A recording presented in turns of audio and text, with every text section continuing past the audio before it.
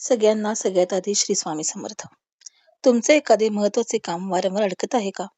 खूप प्रयत्न करूनही यश मिळत नाही का?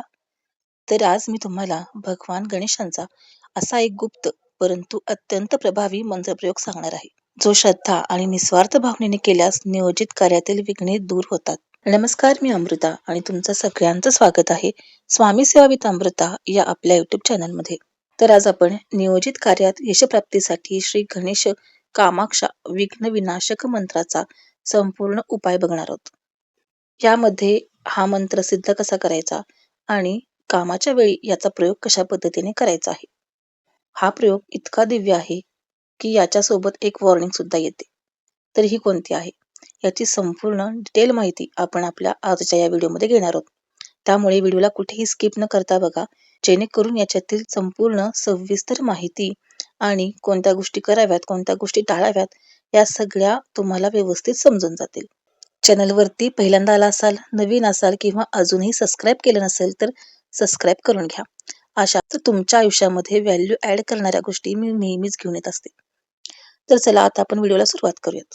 आपल्या जीवनात अनेक महत्वाची कामे असतात. नोकरी, व्यवसाय, कोर्ट कचेरीची कामे, इंटरव्ह्यूज, परीक्षा, घर खरेदी, विवाह, आर्थिक व्यवहार किंवा इतर कोणतेही शुभकार्य. अनेक वेळा सर्व तयारी करूनही अडथळे येतात आणि काम अपेक्षेप्रमाणे होत नाही. आज आपण हाच एक आध्यात्मिक आणि तितकाच प्रभावशाली उपाय बघणार आहोत. तर हा आहे श्री गणेश कामाक्षा विघ्ननाशक मंत्र. आता म्हणाल की मग मंत्र द्या, आम्ही म्हणतो आणि जातो, तसं आहे का? तर नाही, हा मंत्र सिद्ध करावा सुद्धा लागणार आहे. तर हा मंत्र कशा पद्धतीने सिद्ध करायचा आहे आणि ऐन कामाच्या दिवशी कशा पद्धतीने उच्चारण करून जायचं आहे ते बघूयात. तर सर्वात आधी हा उपाय कधी करायचा, तर एखाद्या शुभ दिवशी. तुम्ही कॅलेंडरमध्ये शुभ दिवस बघू शकता किंवा गुरुपुष्यामृत योग, रविपुष्यामृत योग, 3.5 शुभ मुहूर्त यापैकी कोणताही एखादा शुभ मुहूर्त बघून तुम्ही हा उपाय करायचा आहे.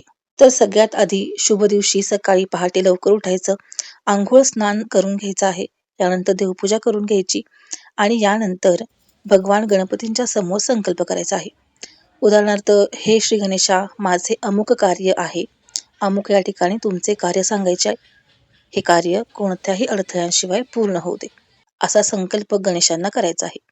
यानंतर घरामध्ये तुमचे जे गुरु असतील, आता माझे गुरु स्वामी आहेत त्यामुळे मी स्वामींचं नाव घेते, श्री स्वामी समर्थ महाराज असतील त्यांची पूजा करून घ्या, त्यांचे 3 अध्याय आणि जप शक्य असेल तो करा आणि यानंतर कुलदेवीचं सुद्धा स्मरण करा आणि पुढील उपाय करायचा आहे. एखाद्या तामणामध्ये गणेशांची मूर्ती घ्यायची आहे आणि पुढील मंत्र 108 वेळा म्हणत अभिषेक करायचा आहे. 108 वेळा म्हणजे एक माळ. ओम गम गणपतये नमः. ओम सर्व विघ्न विनाशिनी कामाक्षाय स्वाहा. ओम शं शां शीं शीं हीं क्रीं प्रीं फट स्वाहा. हा मंत्र शांत चित्तेने आणि पूर्ण श्रद्धेने जप करत करत आपल्याला अभिषेक करायचा आहे. आता अभिषेक शक्य नसेल तर काय करायचं? आपल्या उजव्या हातामध्ये लाल गुलाबाचं फूल घ्यायचं आणि त्या फुलावरती 108 वेळा या मंत्राचं उच्चारण करून भगवान गणपतींच्या मूर्तीला ते फूल अर्पण करायचं आहे. म्हणजे अभिषेक किंवा फूल अर्पण दोन्हीपैकी तुम्ही कोणतंही एक कार्य करू शकता. यामुळे हा मंत्र सिद्ध होईल.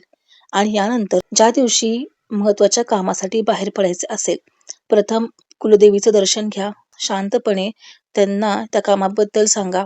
त्यानंतर हा मंत्र 7 वेळा म्हणायचा आहे.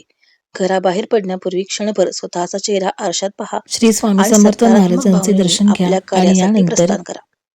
हा उपाय श्रद्धा आणि भक्तिपूर्वकच केला पाहिजे. त्यामध्ये मनात कोणताही संशय न ठेवता हा संपूर्ण उपाय करा. या मंत्राच्या प्रयोगासोबतच गुरूंचा आशीर्वाद असणं अत्यंत महत्वाचं आहे. आता इथे तुम्ही तुमचे जे कोणते गुरु असतील आणि त्यांची जी कोणती नित्यसेवा असेल ती करून त्यांचा आशीर्वाद घेऊनच हा उपाय करायचा आहे. हा उपाय इतका दिव्य आणि प्रभावी आहे की याच्यासोबत एक वॉर्निंग सुद्धा येते. तर काय आहे वॉर्निंग? तर बघा, हा जो काही उपाय आहे, हा उपाय कुणाच्याही अहित यामध्ये होईल अशा कोणत्याही कार्यासाठी या मंत्राचा प्रयोग करायचा नाही. स्वतःच्या चांगल्या कामासाठी तुम्ही कितीही वेळा याचा प्रयोग करा, काहीच हरकत नाही. परंतु एखाद्याचं वाईट करणं हे तुमचं काम असेल आणि त्यासाठी तुम्ही देवाची अनुमती आणि सेवा करत असाल तर थांबा. याचा प्रयोग करू नका. याचा उलटा तुम्हाला नक्की त्रास होईल. त्यामुळं दुसऱ्यांचं अहित करण्यापेक्षा स्वतःच्या चांगल्यासाठी या मंत्राचा वापर अवश्य करा. भगवान श्री गणेश आणि श्री स्वामी समर्थ महाराजांच्या कृपेने आपल्या सर्वांच्या जीवनातील विघ्ने दूर होत सर्व नियोजित कार्य यशस्वी हो आणि सुख समृद्धी मंगलमय जीवन लाभो हीच स्वामींचरणी आणि गणेशाचरणी प्रार्थना.